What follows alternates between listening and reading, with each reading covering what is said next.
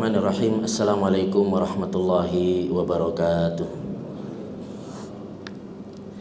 Innal hamdalillahi nahmaduhu wa nasta'inuhu wa nastaghfiruh wa na'udzu billahi min syururi anfusina wa min sayyiati a'malina. May yahdihillahu fala mudhillalah wa may yudlil fala hadiyalah. Asyhadu an la ilaha illallah wahdahu la syarikalah wa asyhadu anna Muhammadan abduhu wa rasuluh. Qala Allah Ta'ala ya ayyuhalladzina amanu taqullaha haqqa tuqatih wa la tamutunna illa wa antum muslimun. Amma ba'd. Para jamaah yang dimuliakan oleh Allah, alhamdulillah kita bersyukur kepada Allah Subhanahu wa taala atas segala limpahan nikmat dan karunia yang Allah Subhanahu wa taala berikan kepada kita. Salawat dan salam semoga tercurahkan kepada Nabi kita Muhammad sallallahu alaihi wasallam beserta keluarganya, sahabatnya, tabi'in, tabi'ut tabi'in dan orang-orang yang senantiasa mengikuti risalahnya hingga akhir zaman. Para jamaah yang dimuliakan oleh Allah, pagi hari ini insyaallah kita akan memulai kajian dengan pembahasan kitab Minhaj Al-Firqatun Najiyah wa Ta'ifatul Mansurah, buah karya daripada Syekh Muhammad bin Jamil Zainu rahimahullahu ta'ala. Sedikit tentang biografi daripada penulis dari kitab ini. Beliau adalah Syekh Muhammad bin Jamil Zainu rahimahullahu ta'ala yang dilahirkan di kota Halab, yaitu Aleppo, Suriah pada tahun 1344 Hijriah atau bertepatan dengan tahun 1925 Masehi. Jadi beliau asli daripada Suriah, kemudian beliau pindah ke Saudi Arabia pada tahun 1400 Hijriah dan tinggal di Mekah dan mengajar di Darul Hadis Al-Khairiyah di Makkatul Mukarramah. Kemudian beliau wafat pada hari Jumat tanggal 1 Zulqa'dah tahun 1431 Hijriah atau yang bertepatan dengan tahun 2010 ya, bulan Masehi di kota Mekah.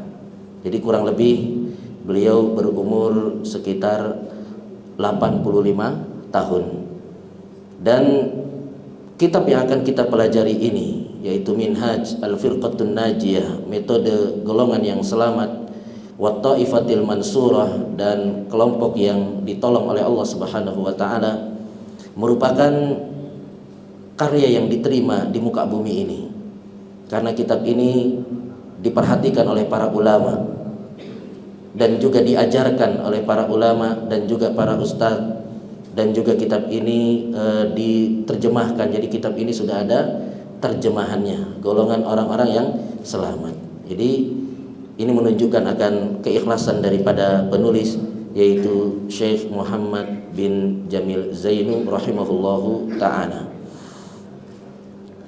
Jamaah yang dimuliakan oleh Allah, kitab ini membahas bagaimana kita menjadi golongan yang selamat dari neraka dan menjadi golongan yang selalu mendapatkan pertolongan Allah Subhanahu wa taala.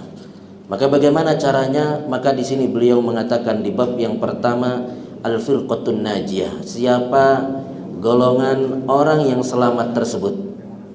Golongan orang yang selamat itu adalah yang pertama yang Allah Subhanahu wa taala firmankan dalam surat Ali Imran ayat yang ke-103.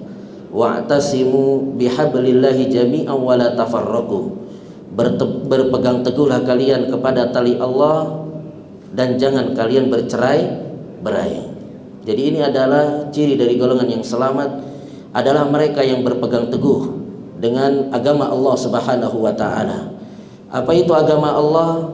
Disebutkan agama Allah adalah Al-Qur'an.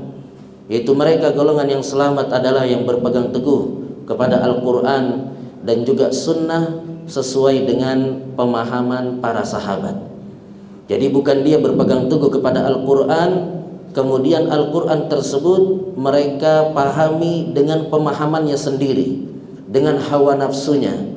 Mereka juga menggunakan hadis, tapi menggunakan hadis pemahamannya dari dirinya sendiri. Tetapi golongan yang selamat adalah mereka yang berpegang teguh kepada Al-Quran dan juga hadis-hadis Nabi Shallallahu Alaihi Wasallam sesuai dengan pemahaman para sahabat. Kenapa kita menggunakan pemahamannya para sahabat? Karena para sahabat ini adalah orang-orang yang telah mendapatkan ridho dari Allah Subhanahu wa taala. Sebagaimana Allah Subhanahu wa taala berfirman dalam surat At-Taubah ayat yang ke-100, "Was-sabiqunal awwalun minal muhajirin wal ansar walladzina ittaba'uuhum bi ihsanin radhiyallahu anhum wa radu'an wa a'adda lahum jannatin tajri min tahtihal anhar khalidina fiha abada dzalikal fawzul azim." Wasabiqunal awwalun, dan orang-orang yang terdahulu minal muhajirin wal ansar, dari kalangan muhajirin dan juga dari kalangan ansar, dan orang-orang yang mengikuti mereka dengan kebaikan, radhiyallahu anhum wa radu'an, Allah Subhanahu wa taala ridho kepada mereka dan mereka ridho kepada Allah Subhanahu wa taala. Wa a'adda lahum, mereka adalah orang-orang yang disiapkan untuk mereka jannatin tajri min tahtihal anhar, surga yang mengalir di bawahnya sungai-sungai yang mereka kekal di dalamnya selama-lamanya. Dzalikal fawzul azim, dan itu adalah kemenangan yang besar. Jadi kalau kita ingin menjadi golongan yang selamat, maka kita berpegang teguh dengan Al-Quran dan juga sunnah sesuai dengan pemahaman para sahabat, yang mana mereka adalah orang-orang yang telah mendapatkan ridho dari Allah Subhanahu wa taala, dan Allah Subhanahu wa taala nyatakan dzalikal fawzul azim, dan itu adalah kemenangan yang besar. Kemudian dalam surat An-Nisa ayat yang ke-115, Allah Subhanahu wa taala berfirman, "Wa may yushaqiqir rasula min ba'di ma tabayyana lahul huda wa yattabi' ghaira sabilil mu'minin nuwallihi ma tawalla wa nuslihi jahannam wa sa'at masira." Barang siapa yang menentang kepada Rasul setelah datang kepadanya al-huda, petunjuk, wa yattabi ghaira sabilil mu'minin, dan mereka mengikuti jalan selain jalannya orang-orang yang beriman. Siapa yang dimaksud dengan orang-orang yang beriman? Yang dimaksud dalam ayat ini adalah para sahabat. Jadi siapa yang mengikuti jalan selain jalannya para sahabat, maka kata Allah Subhanahu wa taala, nuwallihi ma tawalla wa nuslihi jahannam, maka kami akan biarkan mereka melenceng dan juga kami akan masukkan mereka ke dalam neraka jahannam. Jadi kalau kita tidak mengikuti jalannya para sahabat, maka kita akan dibiarkan oleh Allah Subhanahu wa taala dalam kesesatan, dan juga kita akan dimasukkan ke dalam neraka jahannam. Kemudian jamaah yang dimuliakan oleh Allah, kenapa kita harus mengikuti para sahabat? Karena Abdullah bin Mas'ud radhiyallahu anhu pernah mengatakan, "Man kana mustannan falyastan biman qad mat." Barang siapa yang ingin mengambil suri tauladan, maka hendaknya dia mengambil suri tauladan dari orang-orang yang sudah meninggal dunia. Fa innal hayya la tu'manu alaihil fitnah, karena sesungguhnya orang yang masih hidup dia tidak aman dari fitnah. Jadi kalau kita ingin mengambil suri tauladan dari orang-orang yang masih hidup, maka orang-orang yang masih hidup itu dia tidak aman dari fitnah. Mungkin kita melihat bagaimana akhlaknya yang sangat mulia, mungkin kita melihat bagaimana ibadahnya yang sangat luar biasa, tapi kemudian bisa jadi dia terfitnah, yang akhirnya dia mungkin futur, yang akhirnya mungkin dia murtad keluar daripada agama Islam. Jadi kalau kita ingin mengambil suri tauladan dari orang-orang yang masih hidup, maka mereka yang masih hidup itu tidak aman daripada fitnah. Maka kita kalau ingin mengambil suri tauladan, ambillah suri tauladan dari orang-orang yang sudah meninggal dunia. Siapa mereka yang sudah meninggal? Yang dimaksud oleh Abdullah bin Mas'ud, mereka adalah ashabu Muhammadin sallallahu alaihi wasallam. Mereka adalah para sahabat Nabi sallallahu alaihi wasallam. Kanu afdala hadhil ummah, karena mereka adalah yang terbaik daripada umat ini. Wa abarraha quluban, mereka adalah orang-orang yang hatinya paling baik.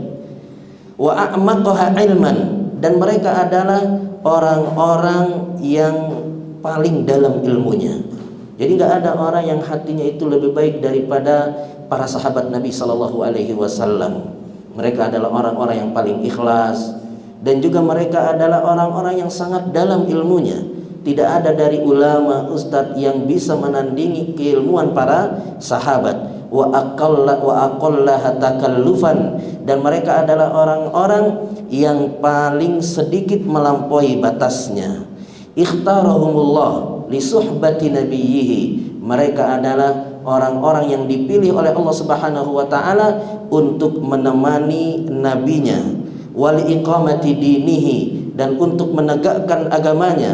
Fa'arifu lahum fadlahum, maka kenalilah keutamaan-keutamaan mereka. Wattabi'uhum ala atharihim, dan ikutilah jejak mereka. Watamassaku bimastata'tum min akhlaqihim, dan berpegang teguhlah kalian semampu kalian dengan akhlak-akhlak mereka. Fa innahum kanu 'alal hudal mustaqim, karena mereka para sahabat itu berada di atas petunjuk dan jalan yang lurus. Jadi kenapa kita mengikuti para sahabat? Karena mereka itu demikian, orang yang dipilih oleh Allah Subhanahu wa taala untuk mengikuti nabinya sallallahu alaihi, untuk menemani nabinya sallallahu alaihi wasallam. Dan juga disebutkan dalam sebuah hadis, innallaha nadhara fi qulubil ibad fawajada qalba Muhammadin sallallahu alaihi wasallam khairu qulubil ibad. Allah Subhanahu wa ta'ala melihat kepada hati-hati para hambanya, maka ditemukan hati Muhammad sallallahu alaihi wasallam adalah hati yang paling baik daripada hamba-hambanya. Oleh karenanya Allah Subhanahu wa ta'ala mengutusnya, memilihnya untuk mengemban risalah Allah Subhanahu wa ta'ala. Tsumma nadhara fi qulubil ibad ba'da qalbi Muhammad. Kemudian Allah Subhanahu wa ta'ala melihat lagi kepada hati-hati para hamba setelah hatinya Nabi sallallahu alaihi wasallam. Fawajada quluba ashabi khairu qulubil ibad, maka Allah Subhanahu wa ta'ala dapati hatinya para sahabat adalah hati yang terbaik di antara hamba-hambanya. Faja'alahum wuzara nabiyhi, maka Allah jadikan mereka menemani nabinya, yuqatiluna ala dini, yang ikut berperang untuk menegakkan agamanya.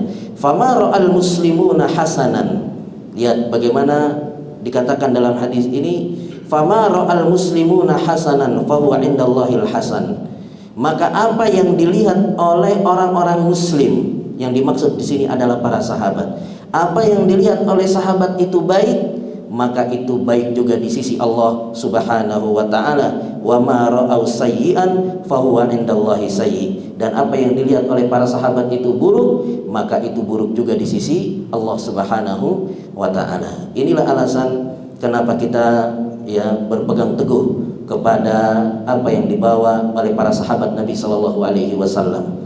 Jadi kita berpegang teguh dengan tali Allah, dengan Al-Quran, dan juga sunnah sesuai dengan pemahamannya para sahabat Nabi sallallahu alaihi wasallam. Bukan kita mengikuti tafsiran dari diri kita sendiri atau tafsiran dari orang-orang selain daripada salafus saleh, yaitu dari kalangan para sahabat Nabi dan juga dari kalangan tabi'in dan atba'ut tabi'in. Karena Nabi sallallahu alaihi wasallam mengatakan khairul quruni qarni tsummal ladzina yalunahum tsummal ladzina yalunahum, sebaik-baik generasi adalah generasiku, yaitu generasi para sahabat, kemudian yang setelahnya para tabi'in, kemudian yang setelahnya yaitu para atba'at tabi'in. Kemudian yang kedua yang disebutkan oleh penulis Syekh Muhammad bin Jamil Zainu rahimahullahu ta'ala tentang golongan orang yang selamat adalah beliau membacakan atau menuliskan ayat dalam surat Ar-Rum, ayat yang 31 dan 32. Golongan orang yang selamat itu adalah wala takunu minal musyrikin, janganlah kalian itu menjadi bagian dari golongan orang-orang musyrik. Artinya golongan orang yang selamat itu adalah golongan yang menyelisihi orang-orang musyrik. Yang dimaksud juga orang-orang musyrik di sini adalah al-Yahud wan Nasara, yaitu orang-orang Yahudi dan Nasrani. Jadi kalau kita ingin menjadi golongan yang selamat, maka hendaknya kita menyelisihi orang-orang musyrik. Kalau kita perhatikan orang-orang musyrik di zaman Nabi Sallallahu Alaihi Wasallam, mereka adalah orang-orang yang mengenal Allah Subhanahu Wa Taala. Mereka kalau ditanya, Abu Jahal kalau ditanya, siapa yang menciptakan kamu? Jawaban Abu Jahal siapa? Allah Subhanahu Wa Taala. Bahkan Abu Jahal dalam perang Badar bersumpah juga atas nama Allah Subhanahu Wa Taala. Jadi mereka orang-orang musyrik yang diperangi oleh Nabi Sallallahu Alaihi Wasallam, mereka adalah orang-orang yang sangat kenal dengan Allah. Mereka adalah orang-orang yang juga menyembah kepada Allah, tapi ibadah mereka ini keliru. Mereka di samping menyembah kepada Allah, mereka juga menyembah kepada selain Allah. Makanya ada yang pernah ditanya, ya Husain pernah ditanya oleh Nabi Sallallahu Alaihi Wasallam, kam ta'budu ilahan fil yaum, berapa Tuhan kamu sembah dalam satu hari? Maka dia menyebutkan kalau tidak salah antara 6 atau 7, ya. Satunya di langit dan 6-nya di bumi. Ya, mereka kenal dengan Allah Subhanahu Wa Taala. Mereka juga menyembah kepada Allah. Namun mereka itu minta kepada Allah, nyembah kepada Allah itu kalau dalam keadaan kepepet. Tapi kalau dalam keadaan lapang, mereka datang kepada berhala-berhala mereka. Ini sebagaimana yang Allah Subhanahu Wa Taala sebutkan di dalam surat Al-Ankabut, fa idza raqibu fil fulk da'awullah mukhlishina lahuddin falamma najjahum ilal barri idzahum yusyrikun. Mereka ketika berada di atas bahtera, kemudian datang badai besar, maka apa yang mereka lakukan? Da'awullah mukhlishina lahuddin. Mereka berdoa kepada Allah dan memurnikan doa mereka itu hanya untuk Allah Subhanahu Wa Taala. Falamma najjahum ilal barri idzahum yusyrikun. Namun ketika mereka sudah diselamatkan sampai ke daratan, idzahum yusyrikun, mereka kembali menyekutukan Allah Subhanahu Wa Taala. Dan kenapa mereka menyembah kepada tuhan-tuhan selain Allah, menyembah kepada berhala seperti Lata? Lata itu adalah orang soleh ketika hidupnya. Yang disebutkan Lata itu daripada yalitus sawik, yaitu membuat adonan roti, kemudian setelah itu dibagi-bagikan kepada jamaah haji. Ketika Lata ini meninggal, dikuburkan, mereka datang ke kuburannya Lata. Dan apa yang mereka lakukan? Apakah mereka minta kepada Lata, ya Lata, apakah mereka berdoa, ya Lata bantu kami, tolong kami? Mereka tidak lakukan itu, karena mereka tahu yang memberikan manfaat dan mudarat itu hanya Allah Subhanahu Wa Taala.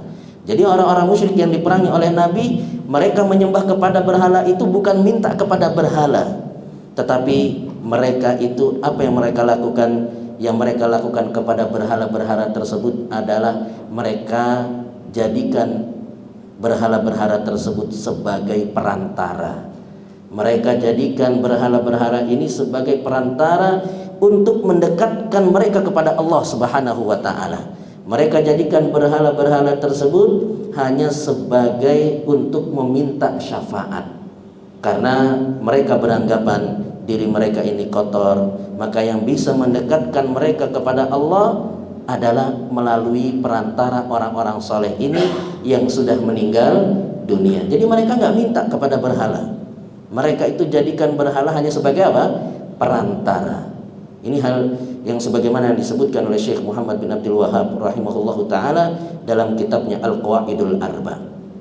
Dan apa yang mereka lakukan orang-orang musyrik itu juga kita dapati dari saudara-saudara kita sesama apa? Muslim. Benar atau tidak, Pak?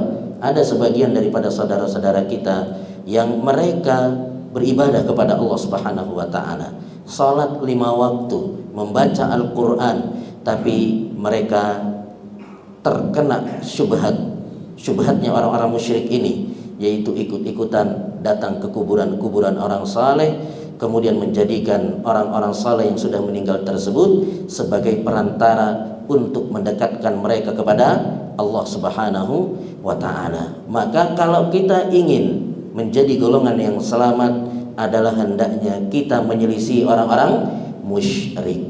Dan yang dimaksud dengan orang musyrik di sini juga adalah al-Yahud wan Nasara, orang-orang Yahudi dan Nasrani. Padahal disebutkan di dalam hadis Nabi sallallahu alaihi wasallam, la tattabi'unna sunana man kana qablakum shibran bi shibrin dhira'an bi dhira'in. Sungguh kalian itu akan mengikuti gayanya orang-orang terdahulu sebelum kalian. Kalian akan ikuti mereka itu sejengkal demi sejengkal, dhira'an bi dhira'in, sahasta demi sahasta, hatta law salaku juhra dabbin la salaktumu. Sampai seandainya orang yang kalian ikuti tersebut itu masuk ke dalam lubang dob. Lubang dob itu ya dia kecil, sempit, berbelok-belok. La salaktumu, kalian akan apa? Ikuti mereka juga. Kemudian para sahabat tanya, siapa orang-orang sebelum kita itu wahai Rasul? Apakah mereka al-Yahud wan Nasara? Apakah mereka itu Yahudi dan Nasrani? Maka Nabi SAW mengatakan, faman, siapa lagi kalau bukan mereka?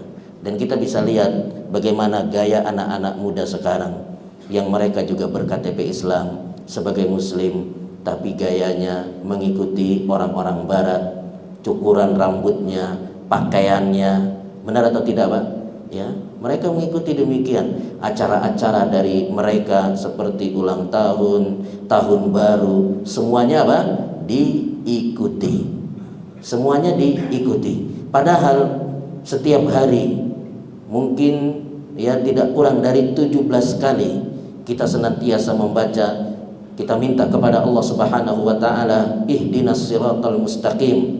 Tunjukkanlah kepada kami jalan yang lurus, siratal ladzina an'amta alaihim, jalannya orang-orang yang Engkau berikan nikmat kepada mereka, ghairil maghdubi alaihim waladdallin, bukan jalannya orang-orang Yahudi dan juga bukan jalannya orang-orang Nasrani. Namun sayangnya inilah yang kita saksikan, bagaimana banyak daripada kaum muslimin yang ikut-ikutan dengan gaya-gaya mereka.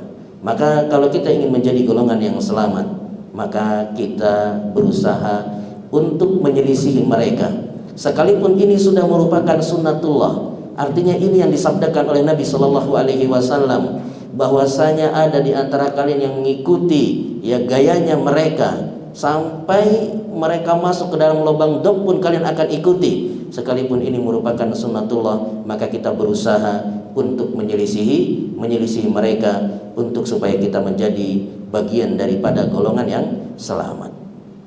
Kemudian jamaah yang dimuliakan oleh Allah, di sini beliau membawakan dalil dari hadis Nabi Shallallahu Alaihi Wasallam, ciri dari golongan yang selamat. Beliau membawakan sabda Nabi Shallallahu Alaihi Wasallam, usikum bitaqwallahi azza wajal was-sam'i wat-ta'ah, wa in ta'ammara 'alaikum 'abdun habasyiyun fa innahu man ya'ish minkum fasayara ikhtilafan katsira fa 'alaikum bisunnati wa sunnatil khulafa'ir rasyidin al-mahdiyyin tamassaku biha wa addu 'alaiha bin nawajidh wa iyyakum wa muhdatsatil umur fa inna kulla muhdatsatin bid'ah wa kulla bid'atin dalalah wa kulla dalalatin finnar. Rawahu an-Nasa'i wa Tirmidzi wa qala haditsun hasanun sahih. Nabi sallallahu alaihi wasallam bersabda, usikum bitaqwallahi azza wajal, aku wasiatkan kepada kalian untuk bertakwa kepada Allah Subhanahu wa taala. Jadi golongan yang selamat adalah golongan yang senantiasa bertakwa kepada Allah Subhanahu wa taala. Karena seorang itu apabila dia ingin bahagia, maka bahagia di dunia maupun di akhirat, maka hendaknya dengan takwa. Dan takwa diwasiatkan oleh Allah Subhanahu wa taala untuk orang-orang sebelum kita dan juga untuk kita. Sebagaimana Allah Subhanahu wa taala berfirman, walaqad wasaynal ladzina utul kitaba min qablikum wa iyyakum anittaqullah. Aku telah wasiatkan kepada orang-orang yang diberi kitab dari orang-orang sebelum kalian untuk bertakwa kepada Allah Subhanahu wa taala. Jadi pentingnya wasiat takwa, pentingnya bertakwa, maka Allah Subhanahu wa taala wasiatkan orang-orang sebelum kita dan juga kepada kita untuk bertakwa kepada Allah Subhanahu wa taala. dan juga pentingnya wasiat takwa, sampai-sampai Nabi Shallallahu Alaihi Wasallam senantiasa mengulang di setiap pekannya pada hari Jumat dalam khutbahnya. Beliau membacakan apa? Khutbatul hajah, ya ayyuhalladzina amanu taqullah haqqa tuqatih. Wahai orang-orang yang beriman, bertakwalah kalian kepada Allah dengan sebenar-benarnya takwa.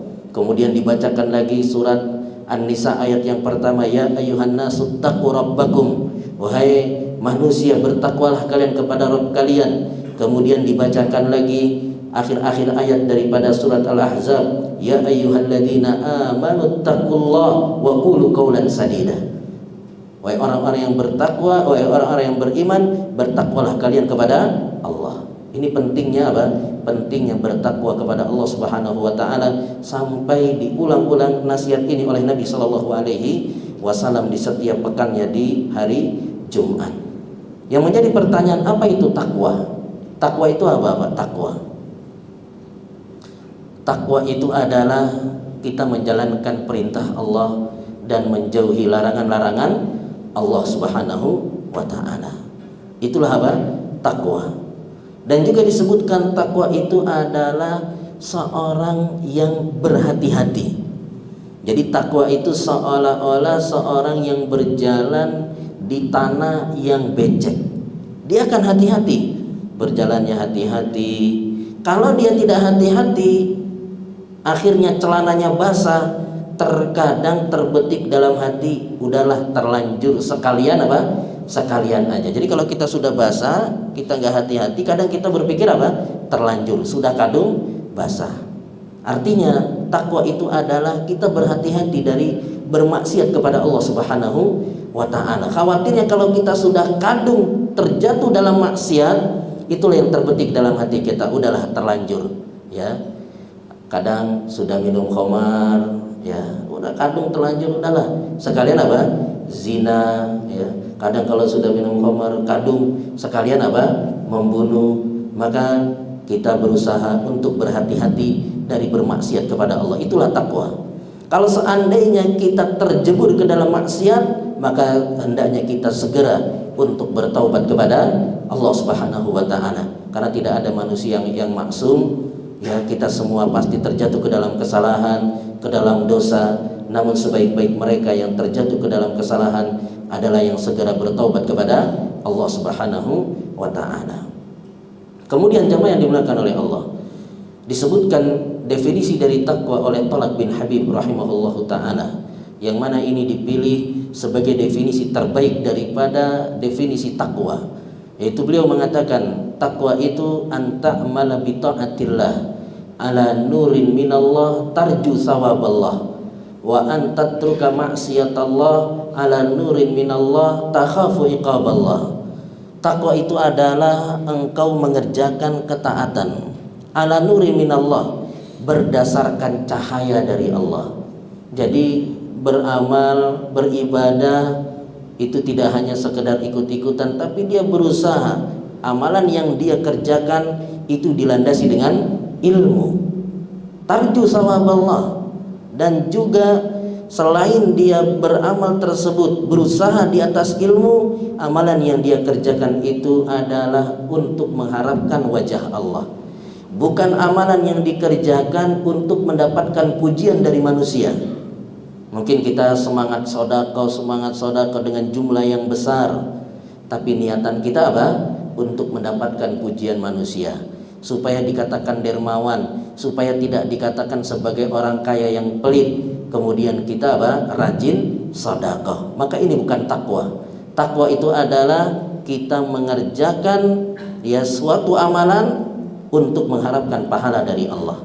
Dan takwa itu adalah kita mengerjakan suatu amalan yang dilandasi dengan ilmu, supaya kita tidak hanya sekedar ikut-ikutan, melihat ada orang melakukan ibadah ini kemudian kita ikut-ikutan, bukan. Tapi kita berusaha amalan yang kita kerjakan dari zikir, dari sholat, ya, atau ibadah-ibadah yang lainnya, itu dilandasi dengan ilmu. Dan takwa itu wa antatruka maksiatallah ala nurin minallah takhafu iqaballah, yaitu meninggalkan maksiat kepada Allah yang juga dilandasi dengan ilmu, serta dia meninggalkan dosa tersebut bukan karena takut cacian manusia, tetapi dia meninggalkan dosa tersebut adalah karena takut hukuman dari Allah Subhanahu wa taala. Itulah apa? Takwa yang disebutkan oleh Thalab bin Habib rahimahullahu taala. Dan kita diperintah untuk bertakwa kepada Allah itu dimanapun kita berada. Ittaqillaha haitsuma kunta. Bertakwalah kalian kepada Allah dimanapun kalian berada. Kadang kita ini bisa bertakwa dikala kita bersama teman-teman kita. Kalau sama teman-teman kita pengennya terlihat alim, pengennya terlihat rajin ibadah, sholatnya bagus, baca Quran. Tapi begitu kita sudah pulang ke rumah, berada di dalam kamar, itu kita kemudian bermaksiat kepada Allah Subhanahu wa ta'ala. Maka yang demikian ini justru ya khawatirnya kita masuk di dalam hadis Nabi Shallallahu Alaihi Wasallam yang beliau pernah mengatakan, la a'lamanna aqwaman min ummati ya'tuna yaumal qiyamah bihasanati jibali tihamatil baida. Aku kabarkan kepada kalian, ada suatu kaum yang datang pada hari kiamat dengan membawa kebaikan yang sangat banyak. Bahkan digambarkan oleh Nabi kebaikannya tersebut seperti gunung Tihamah yang berwarna putih. Artinya kebaikannya itu bukan ecek-ecek, kebaikannya banyak seperti gunung. Faja'alahallahu haba'an mansura. Kemudian Allah Subhanahu wa taala jadikan kebaikan-kebaikan tersebut seperti debu yang berterbangan, tidak ada artinya. Maka sahabat Sauban, perawi daripada hadis ini, bertanya kepada Nabi SAW, sifhum lana, jallihim lana, alla nakuna minhum wa nahnu la na'lam. Sifati mereka wahai Rasul, jelaskan ciri-ciri mereka supaya kami tidak seperti mereka tanpa kami ketahui. Maka Nabi SAW mengatakan, amma innahum min ikhwanikum wa min jildatikum ya'khuduna minal laili kama ta'khudun walakinnahum qaumun idza khalau bimaharimillahi intahakuha. Mereka itu adalah saudara-saudara kalian juga. Mereka itu adalah orang-orang yang sholat malam sebagaimana kalian juga sholat malam. Akan tetapi mereka adalah orang-orang yang apabila sedang sendirian mereka melakukan apa-apa yang diharamkan oleh Allah Subhanahu wa ta'ala. Itulah kenapa kita diperintah untuk senantiasa merasa diawasi oleh Allah dimanapun kita berada, supaya kita ini senantiasa bertakwa kepada Allah Subhanahu wa ta'ala. Kemudian jamaah yang dimuliakan oleh Allah, golongan yang selamat juga yang disebutkan dalam hadis Nabi Shallallahu Alaihi Wasallam ini adalah mereka yang as-sam'u wa ta'ah, yang senantiasa mendengar dan juga taat sekalipun dipimpin oleh abdun habasyun, yaitu seorang hamba sahaya dari Habasyah atau Ethiopia. Artinya ciri golongan orang yang selamat adalah mereka yang taat kepada pemimpinnya, yang taat kepada pemimpinnya, yang tidak memberontak sekalipun pemimpin tersebut adalah dari hamba sahaya. Apa maksudnya? Maksudnya adalah hamba sahaya itu tidak mungkin menjadi pemimpin, karena pemimpin itu kata Nabi Shallallahu Alaihi Wasallam, al khilafatu min Quraisy. Pemimpin itu dari apa? Orang-orang Quraisy. Kok bisa hamba sahaya ini menjadi pemimpin? Artinya hamba sahaya itu menjadi pemimpin adalah ketika dia mengkudeta pemimpin sebelumnya. Artinya seandainya ada suatu negara yang dikudeta, kemudian orang ini kemudian mengambil alih untuk menjadi pemimpin, maka pemimpin yang demikian tetap harus kita harus kita taati. Jadi golongan yang selamat itu adalah mereka yang taat kepada pemimpin, sekalipun pemimpinnya zalim, sekalipun pemimpinnya zalim. Sebagaimana Allah Subhanahu wa taala berfirman, ya ayyuhalladzina amanu atiullaha wa atiur rasul wa ulil amri minkum. Wahai orang-orang yang beriman, taatlah kalian kepada Allah, taatlah kalian kepada Rasul, dan juga kepada pemimpin-pemimpin kalian.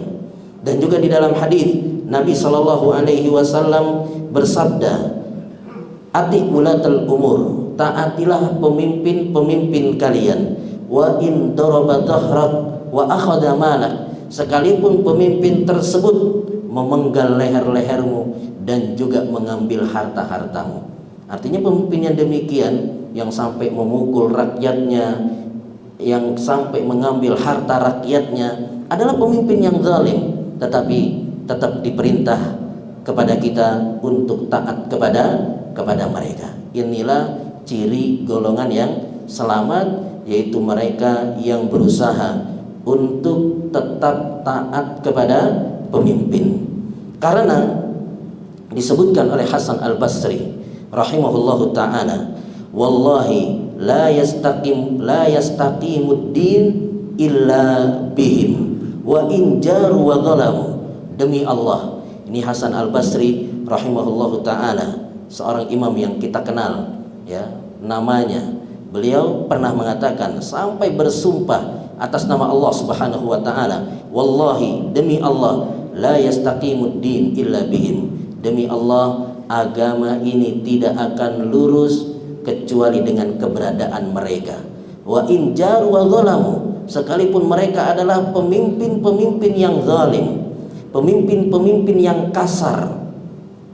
Jadi agama ini tidak akan lurus kecuali dengan keberadaan mereka. Makanya sebagian salaf mengatakan 60 tahun kita dipimpin oleh pemimpin yang zalim itu lebih baik daripada satu malam tanpa pemimpin. Jadi 60 tahun kita dipimpin sama pemimpin-pemimpin yang zalim, pemimpin-pemimpin yang kasar, itu lebih baik daripada satu malam kita tanpa pemimpin. Itulah alasan kenapa Nabi Shallallahu Alaihi Wasallam itu sampai lambat dikuburkan. Jadi Nabi Shallallahu Alaihi Wasallam wafat hari Senin, dikuburkan kalau tidak salah pada hari apa? Kamis. Kenapa lambat dikuburkan? Karena sampai terpilih pemimpin setelah beliau Shallallahu Alaihi Wasallam. Maka ketika terpilih Abu Bakar As-Siddiq sebagai khalifah, barulah dimulai penguburan dari Nabi kita Shallallahu Alaihi Wasallam, yang menunjukkan bahwasanya keberadaan pemimpin itu sangatlah apa? Penting, sekalipun mereka adalah orang-orang yang zalim, orang-orang yang kasar. Karena kalau seandainya pemimpin itu diberontak, maka akan terjadi kekacauan, banyak darah yang tumpah, banyak dari orang-orang yang hidupnya semakin apa? Sulit. Sudahlah sulit sebelumnya, ditambah lagi ada pemberontakan, maka hidup mereka akan semakin sulit. Dan yang lebih parah daripada itu adalah banyak darah daripada kaum muslimin yang tumpah. Oleh karena itu, ciri daripada golongan yang selamat, mereka adalah yang senantiasa taat kepada pemimpinnya. Hasan Al-Basri rahimahullahu ta'ala melanjutkan perkataannya. Beliau mengatakan, "Wallahi lama yuslihullahu bihim aktsaru mimma yufsidun." Lihat, beliau kembali bersumpah, demi Allah, kebaikan yang Allah Subhanahu wa ta'ala berikan dengan mereka, yaitu dengan pemimpin, itu lebih banyak daripada kerusakan yang mereka berikan kepada rakyatnya.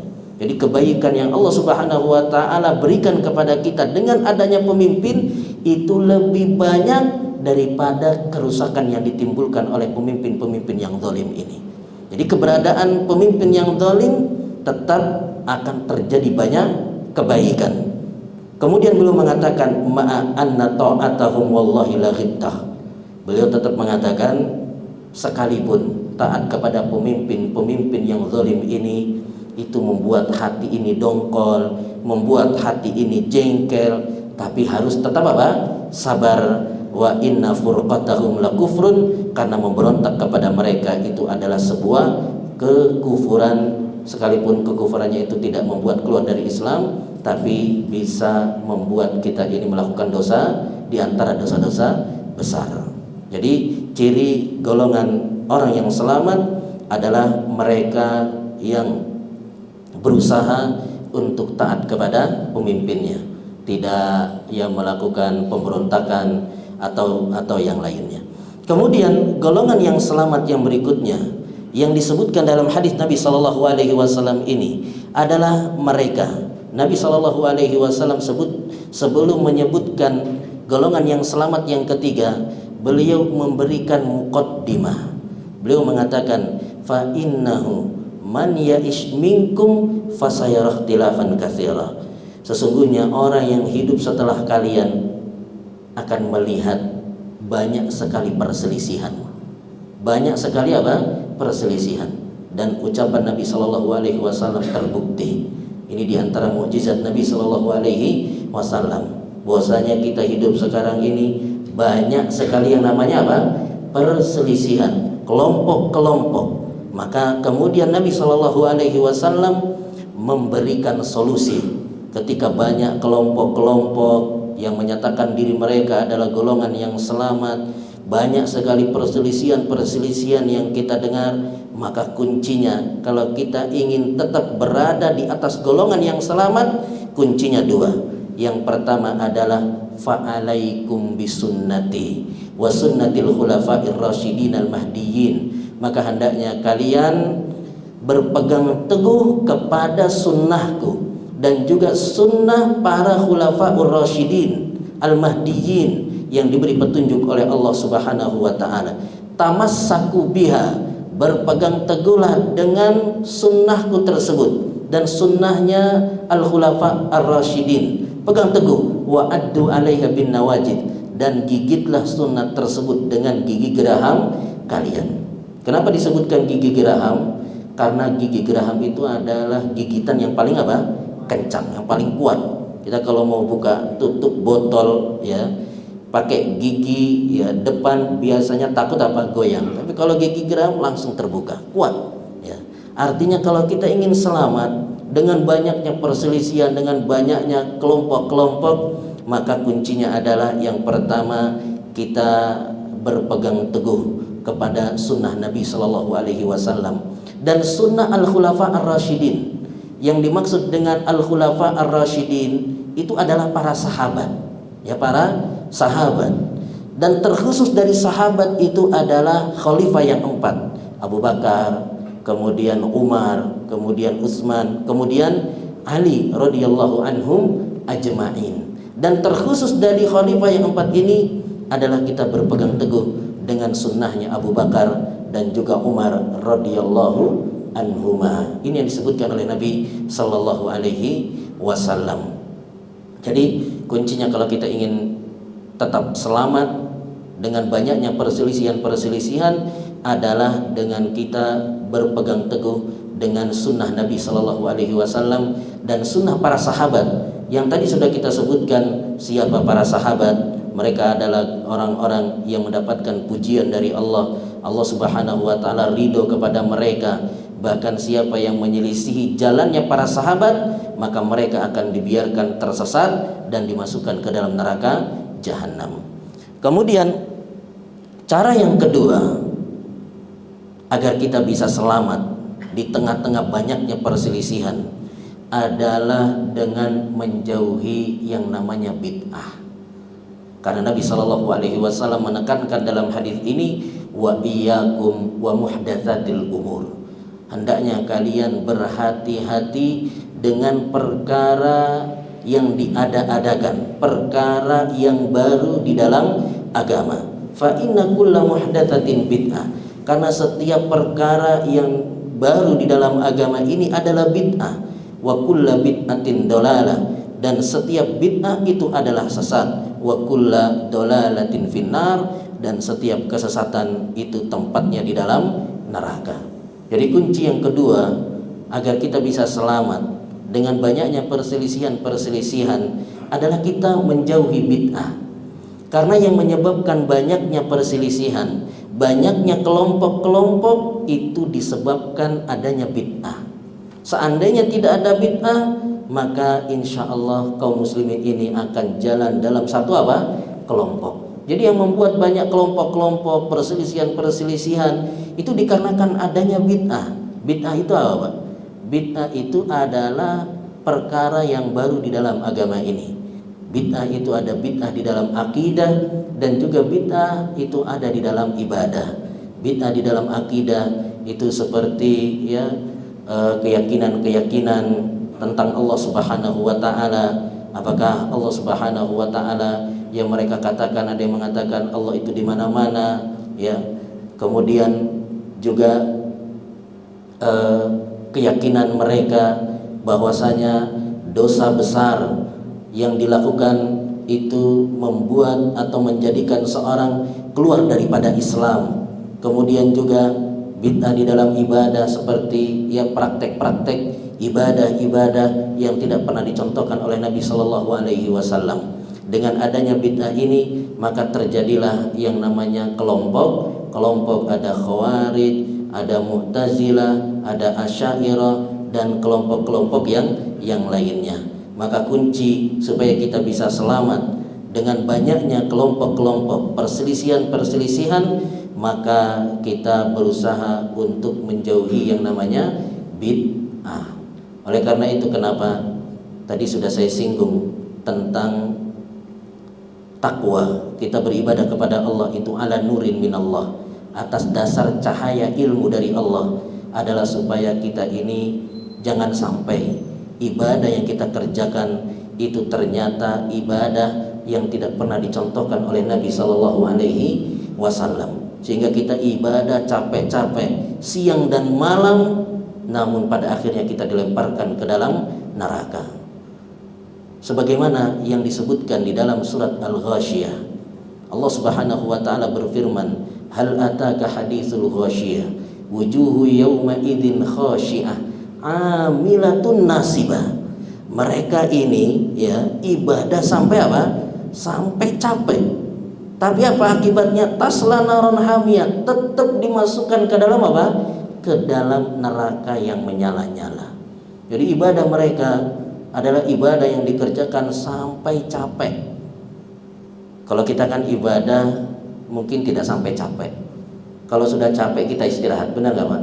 Salat subuh yang harusnya panjang saja, seandainya ada imam yang panjang sedikit langsung dapat teguran ya. Langsung kemudian selesai salat imamnya dapat sedikit wejangan. Kalau jadi imam jangan panjang-panjang ya. Karena kita nggak pengen terlalu lama. Jadi ada sebuah masjidnya ini ingin salat tarawihnya itu panjang, hanya 1 juz aja semalam. Tapi sudah komplainannya luar biasa dari para jamaah, terlalu lama, panjang, akhirnya langsung hilang beberapa shaf daripada masjid tersebut. Karena kita nggak ingin ibadah itu terlalu lama sampai capek. Namun ini tidak masalah sebenarnya. Yang menjadi masalah adalah ketika kita maksakan beribadah sampai capek, tapi ternyata ibadah yang kita kerjakan itu adalah ibadah yang tidak pernah diajarkan oleh Nabi Shallallahu Alaihi Wasallam, yang pada akhirnya kita dilemparkan ke dalam neraka oleh Allah Subhanahu wa taala. Oleh karenanya disebutkan ada seorang, dia bekerja sebagai penenun kain. Dia kerjakan tenunan kain tersebut dengan hati-hati dan sebaik-baiknya. Dia kerjakan tenunan itu sampai hati-hati dan sebaik-baiknya. Kemudian datang pelanggannya ingin membeli hasil kain hasil tenunan tersebut. Ya, ini saya beli ya tenunanmu. Oh ya silakan. Ketika dibeli ya biasa yang namanya pembeli ngecek ya. Apa yang mau dia beli, ada kurangnya enggak ya? Setelah dicek, waduh Pak, ini kain Bapak ini cacat, ini kurang, ini. Akhirnya ketika dikomplain sama pembelinya, dia nangis. Akhirnya pembelinya bingung, aduh, kenapa nangis Pak? Ya udahlah, harganya tetap saya beli mahal, sekalipun kain Bapak ini ada beberapa yang cacat. Kemudian kata orang ini, saya menangis bukan karena kain saya yang cacat ini sehingga membuat harganya murah, tapi saya menangis adalah karena saya memikirkan ibadah saya yang sudah saya kerjakan dengan hati-hati, yang sudah saya kerjakan dengan semangat siang dan malam. Ternyata di mata pemiliknya yaitu Allah Subhanahu wa taala, ibadah yang saya kerjakan ini banyak kurang dan banyak apa? Salahnya. Sebagaimana kain tenunan saya yang saya kerjakan dengan hati-hati, yang saya kerjakan sekuat tenaga siang dan malam, ternyata di mata pembeli masih banyak apa? Kurangnya. Ini saya sudah lihat ini sempurna ini kain, tapi ternyata di mata orang lain ini kain masih banyak apa? Kurangnya. Maka bagaimana dengan ibadah saya yang sudah saya kerjakan dengan hati-hati, yang saya kerjakan siang dan malam, ternyata di mata Allah Subhanahu wa taala ibadah kita itu masih banyak apa? Kurangnya. Itulah kenapa Allah Subhanahu wa taala tidak mengatakan di dalam Al-Qur'an dalam surat Al-Mulk, ayyukum aktsaru amala, siapa di antara kalian yang paling banyak amalnya.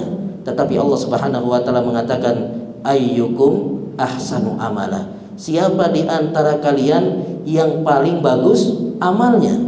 Apa yang dimaksud dengan yang paling bagus amalnya? Ditafsirkan oleh Fudail bin Iyad rahimahullahu taala, akhlasuhu wa aswabuhu, yang paling ikhlasnya dan yang paling benarnya. Yang paling benarnya itu adalah sesuai dengan petunjuk Nabi sallallahu alaihi wasallam. Jadi yang dituntut dari kita bukan banyaknya ibadah yang kita kerjakan, tapi yang lebih dituntut oleh Allah Subhanahu wa taala kepada kita adalah bagusnya amalan kita, kualitas daripada ibadah kita, bukan kuantitas. Karena disebutkan ada seorang sahabat Nabi Shallallahu alaihi wasallam yang Islamnya itu cuma sebentar, cuma 7 tahun. Kalau bapak-bapak sudah berapa lama jadi muslim? Sejak lahir, mungkin sudah 50 tahun, mungkin sudah 60 tahun, mungkin sudah 70 tahun. Sahabat ada yang Islamnya cuma 7 tahun, tapi ketika meninggal dunia, ihtazzat arsyur rahman, bergetar arsy-nya apa? Allah Subhanahu wa taala. Wa futtihat lahu abwabus sama, dibuka pintu-pintu langit. Wa syahidalahu sab'una alfan minal malaika, disaksikan 70.000 malaikat. Sahabat siapa ini, Pak? Siapa namanya? Sa'ad bin Mu'adz radhiyallahu an. Coba bayangkan, Islam cuma sebentar. Mungkin amalannya itu apa? Sedikit. Ketemu Lailatul Qadarnya paling tidak 7 kali. Kalau kita sudah berapa kali Pak ketemu Lailatul Qadar? Ya, mungkin sampai sudah ada yang 50 kali berjumpa dengan Lailatul Qadar. Mungkin ada yang sudah berjumpa 60 kali Lailatul Qadar. Tapi belum tentu ketika kita meninggal dunia kondisinya apa? Demikian. Ini menunjukkan bahwasanya yang dilihat oleh Allah adalah bagaimana kualitas daripada ibadah kita, keikhlasan kita dalam beribadah. Kemudian yang kedua yang juga gak kalah pentingnya adalah bagaimana kita beribadah sesuai dengan petunjuk Nabi Sallallahu Alaihi Wasallam. Jadi kalau kita mau beribadah, kita tahan dulu, ini dicontohkan atau tidak oleh Nabi kita.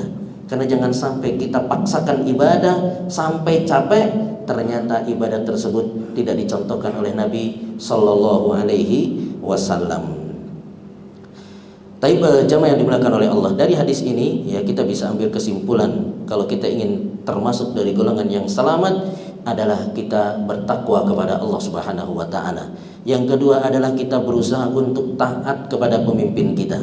Kemudian yang ketiga adalah bagaimana kita itu ya berpegang teguh dengan sunnah Nabi Sallallahu Alaihi Wasallam dan sunnah para sahabatnya. Kemudian yang berikutnya yang disebutkan oleh penulis, golongan yang selamat itu Nabi Sallallahu Alaihi Wasallam bersabda, ala wa inna man qablakum min ahlil kitab iftaraku ala thintain wa sab'ina millah. Ketahuilah bahwasanya orang-orang sebelum kalian dari ahlul kitab, Yahudi dan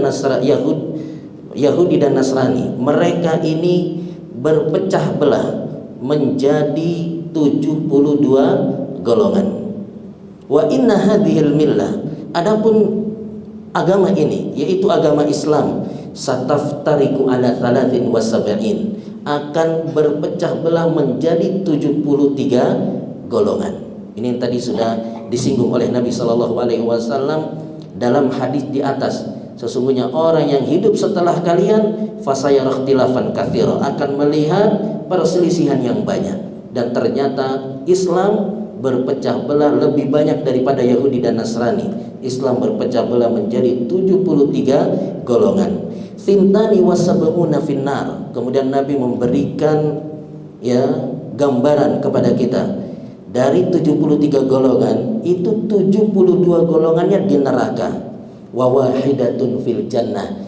Dan satu saja dari 7 golongan itu yang berada di dalam surga. Siapa satu golongan ini? Wahiyal jamaah. Mereka itu adalah al-jamaah. Dalam riwayat yang lain disebutkan kulluhum finnar illa millatan wahidah. Semuanya di neraka kecuali satu golongan, yaitu ma ana alaihi wa ashabi, yaitu golongan yang aku dan para sahabatku berada di atas jalannya. Artinya kalau kita berada di atas golongan yang golongan tersebut berpegang teguh dengan ajaran Nabi Shallallahu Alaihi Wasallam dan berpegang teguh dengan ajaran para sahabat, maka itulah satu golongan yang akan dimasukkan ke dalam surga oleh Allah Subhanahu wa Ta'ala. Tapi demikian saja yang bisa disampaikan pada kesempatan pagi hari ini. Mudah-mudahan apa yang disampaikan ini bermanfaat bagi kita semua.